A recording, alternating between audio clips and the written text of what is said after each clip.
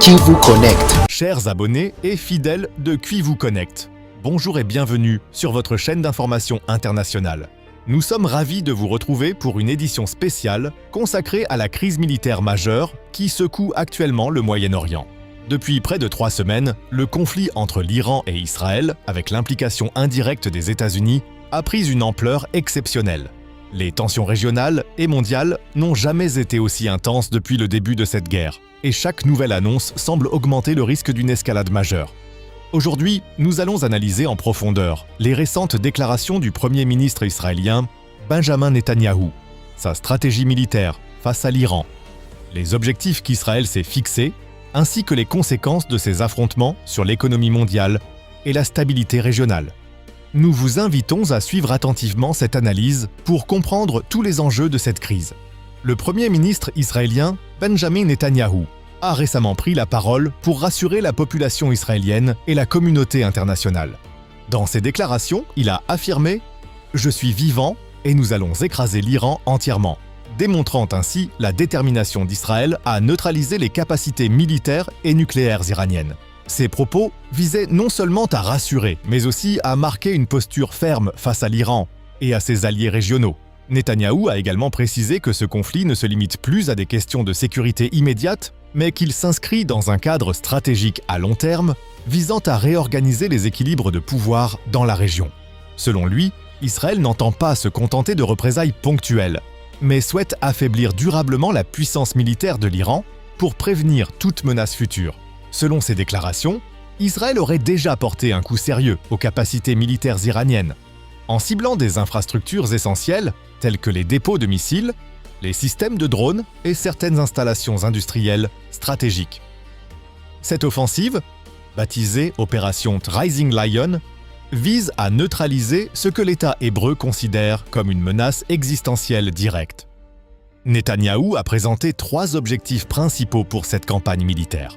Le premier consiste à éliminer totalement le programme nucléaire iranien, considéré par Israël comme une menace grave pour la sécurité régionale et internationale. Le deuxième objectif est de neutraliser le système de missiles balistiques de l'Iran, avant que ces armes ne soient renforcées dans des installations souterraines protégées, ce qui les rendrait quasi inaccessibles. Enfin, le troisième objectif est de créer des conditions favorables à une transformation politique interne en Iran, ouvrant la voie à un changement de régime ou à une évolution significative des structures de pouvoir dans le pays. Ces objectifs montrent que la stratégie israélienne dépasse largement une simple riposte immédiate et s'inscrit dans une vision stratégique à long terme visant à remodeler le paysage politique et militaire du Moyen-Orient. Cette approche souligne l'importance accordée par Israël à la sécurité nationale et à la continuité de son influence régionale. Dans ses déclarations, Netanyahou a également tenu à dissiper toute inquiétude concernant sa sécurité personnelle. Il a affirmé être pleinement en contrôle de la situation, ce qui démontre la continuité du leadership israélien dans un conflit d'une intensité exceptionnelle et capable de modifier profondément les calculs militaires dans la région. Le Premier ministre a mentionné la coordination avec les États-Unis, notamment avec Donald Trump, mais a insisté sur le fait que les décisions américaines restent souveraines et indépendantes. Cette précision vise à montrer un front uni, tout en soulignant que chaque pays conserve sa liberté stratégique dans la gestion de cette crise. Le conflit a déjà eu des répercussions immédiates sur les marchés mondiaux. La perturbation du commerce dans le détroit d'Ormuz, un passage maritime stratégique par lequel transite près de 20% du pétrole mondial, a provoqué une forte hausse des prix du pétrole et du gaz naturel. Ces perturbations inquiètent les investisseurs et risquent de créer un effet domino sur l'économie mondiale si la situation persiste.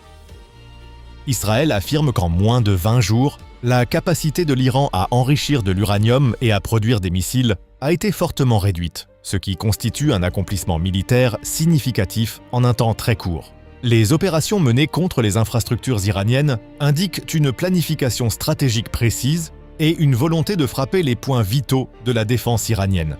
L'ampleur des frappes militaires a surpris de nombreux observateurs internationaux. Des dizaines d'objectifs stratégiques ont été touchés, allant des installations nucléaires aux infrastructures soutenant le complexe de défense iranien, ce qui démontre l'ampleur de l'opération et son caractère planifié sur le long terme. La stratégie israélienne ne se limite pas à une attaque militaire. Elle est accompagnée d'un message politique clair. Israël souhaite modifier durablement l'équilibre des forces régionales pour garantir sa sécurité et renforcer sa position stratégique à long terme. Cette approche montre une vision qui dépasse la simple confrontation militaire et prend en compte l'ensemble du paysage politique moyen-oriental.